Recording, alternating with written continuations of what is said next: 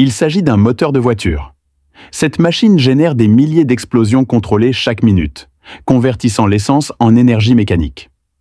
Aujourd'hui, nous allons démonter ce moteur pièce par pièce, révélant ses composants internes et leur fonctionnement. Commençons par comprendre comment un moteur convertit le carburant en énergie mécanique grâce à un processus appelé cycle à 4 temps. Ce cycle se compose de 4 phases distinctes, ou temps, qui se répètent en continu. L'admission, la compression, la combustion et l'échappement. Le cycle commence par le mouvement descendant du piston dans le cylindre. Ce mouvement crée une forte dépression à l'intérieur du cylindre. Simultanément, la soupape d'admission s'ouvre, permettant à un mélange d'air et de carburant de s'écouler dans le cylindre depuis le collecteur d'admission. Lorsque le piston atteint le fond du cylindre, les deux soupapes se ferment hermétiquement, emprisonnant le mélange carburé. Le piston remonte ensuite, comprimant le mélange dans une petite chambre de combustion située en haut du cylindre. Une fois que le piston atteint le haut du cylindre, comprimant fortement le mélange carburé, la bougie s'allume. Cela crée une explosion contrôlée, provoquant une expansion rapide des gaz chauds et poussant le piston vers le bas avec une force considérable. C'est le seul temps qui génère de la puissance. Les 3 autres temps ne sont que des préparatifs. Les gaz en expansion poussent le piston vers le bas, générant une force de plus de 4000 livres, environ 1814 kg. Cette force est transmise par la bielle, faisant tourner le vilebrequin et générant l'énergie mécanique qui propulse finalement la voiture. Après que le temps de combustion a poussé le piston vers le bas, l'inertie du vilebrequin le repousse vers le haut. La soupape d'échappement s'ouvre et le piston ascendant expulse les gaz d'échappement du cylindre par l'orifice d'échappement. Lorsque le piston atteint le sommet, le cylindre est complètement vidé, prêt pour le temps d'admission suivant. À ce stade, la soupape d'échappement se ferme, la soupape d'admission s'ouvre et le cycle recommence. Examinons maintenant les différents composants d'un moteur de voiture et leur interaction. La structure d'un moteur est composée de plusieurs parties. Le bloc moteur est le cœur du moteur. C'est une pièce de métal usinée avec précision qui contient les cylindres où se déroule la combustion. Les parois des cylindres doivent être suffisamment lisses pour permettre au piston de coulisser librement, tout en étant suffisamment résistantes pour résister à la force explosive de la combustion. Au fond du bloc moteur se trouve le carter, où tourne le vilebrequin. Cette zone contient l'huile de lubrification, qui lubrifie les pièces mobiles et assure l'étanchéité des composants internes du moteur. La culasse, boulonnée au sommet du bloc moteur, sert de couvercle à chaque cylindre. Elle abrite les soupapes d'admission et d'échappement, qui contrôlent le flux d'air et de carburant dans les cylindres et l'échappement des gaz d'échappement. La culasse comporte également des trous filetés pour les bougies d'allumage, qui produisent l'étincelle électrique nécessaire à l'allumage du mélange carburé comprimé. Au-dessus de la culasse se trouve le couvercle moteur, qui protège l'arbre à cames et les soupapes.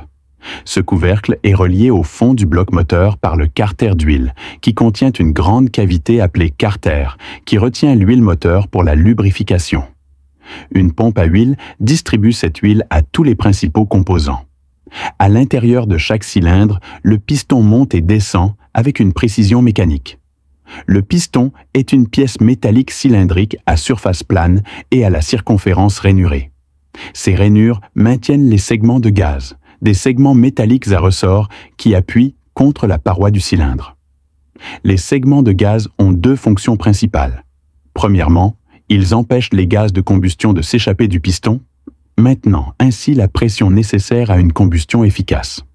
Deuxièmement, ils régulent la distribution d'huile, assurant une lubrification adéquate de la paroi du cylindre sans laisser pénétrer d'excès d'huile dans la chambre de combustion. Sous les segments de compression se trouvent des segments d'huile supplémentaires pour un contrôle plus précis de la lubrification. Ces segments raclent l'excès d'huile des parois du cylindre lors de la descente du piston, l'empêchant ainsi de brûler dans la chambre de combustion et réduisant ainsi les émissions. Une bielle courte et robuste est reliée au piston par un axe en acier inséré dans les trous des 2 bielles.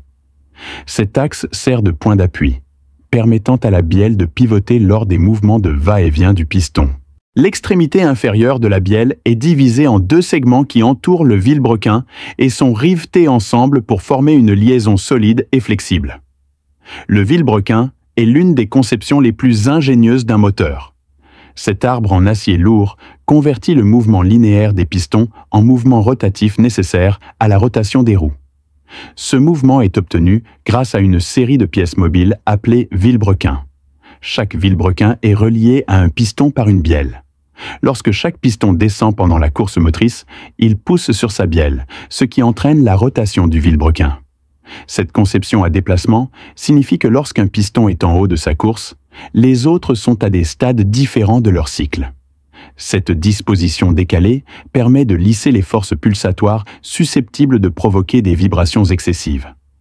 Le vilebrequin doit résister à des forces énormes lors de ces milliers de rotations par minute.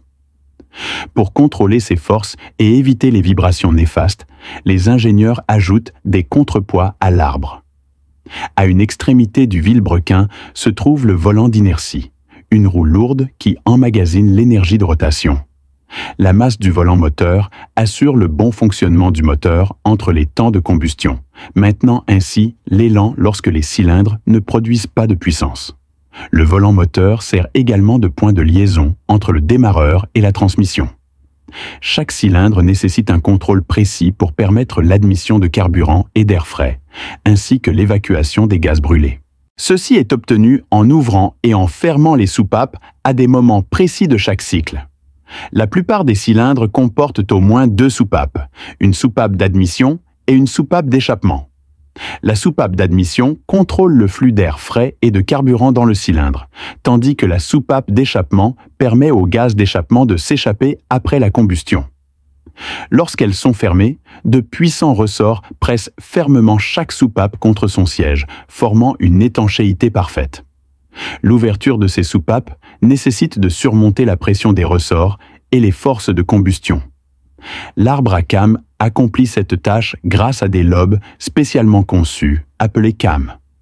Lors de la rotation de l'arbre à cames, chaque lobe exerce une pression sur son composant correspondant, ouvrant ainsi la soupape correspondante.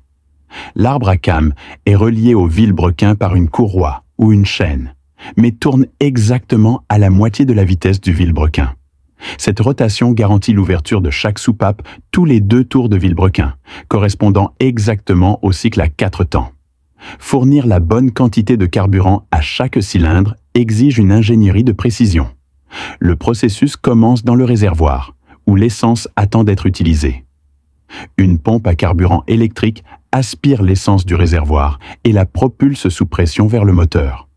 Avant d'atteindre les cylindres, le carburant traverse un filtre pour éliminer les poussières et particules susceptibles d'endommager les composants sensibles du moteur ou d'obstruer les passages délicats.